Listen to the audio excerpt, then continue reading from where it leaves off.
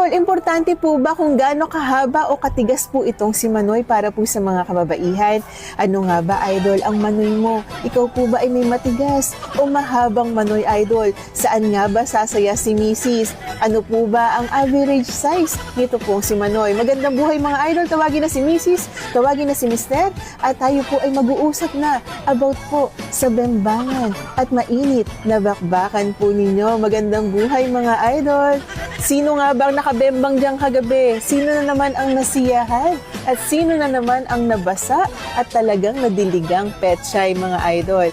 Alam niyo po ba, base po sa pag-aaral, ang average size po ni Manoy ay nasa 5 to 6 inches. Ito naman po si Petsay, ito nga ba ay nasisiyahan kapag mahaba po itong si Manoy o kapag pumatigas po itong si Manoy? Abay, ang gusto po ng kababaihan ay syempre parehas. Kaya lang, wala naman pong perpekto sa mundo, idol. Pero na lamang kung ikaw po ay pinagpala ng may kapal, idol. Malabas po na marami pong may mahaba pong Manoy pero mabilis lang pong labasan. Sa karamihan naman po, idol, average size, katamtamang size, pero kasing tigas naman po ng bakal at talagang hindi mo po mababaklas dyan po sa kaloob-looban ni Petsay. Saan nga ba nasisiyahan si Mrs.? Base po sa pag-aaral, mas hinihiling po ng mga kababaihan ang mas maramdaman po ang pagmamahal po ni Mr. Idol. Hindi po importante sa kanila kung talaga bang iyan po ay masasagad ng gusto sa kanilang petsay. Ang mahalaga, sila po ay napapasukan at nadidiligan. Marami pong mga pag-aaral na kapag mahaba ang inyong Manoy, mas mabilis pong lumambot at mas mabilis pong labasan. At ang iba naman po, idol, ay katamtamang size pero matagal pong labasan at talagang matigas na matigas. Yan po ang gusto po nila, Inday. Yan po ang mga gusto po ng mga kababaihan, idol. Matigas, kahit po hindi kahabaan.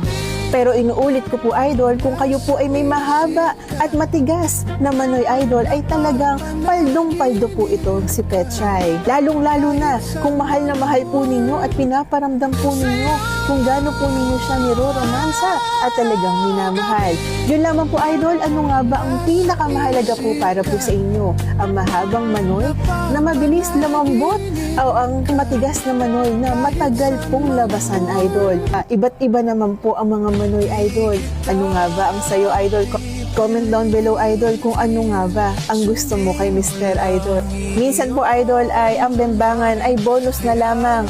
Ang mahalaga po ay minamahal po ang mga kababaihan. Minamahal po si Mrs. Nire-respeto at binibigyan ng allowance at binibigyan ng budget. Yun lamang po, idol. Please don't forget to like, share, and follow me for more videos. Magandang buhay mga idol!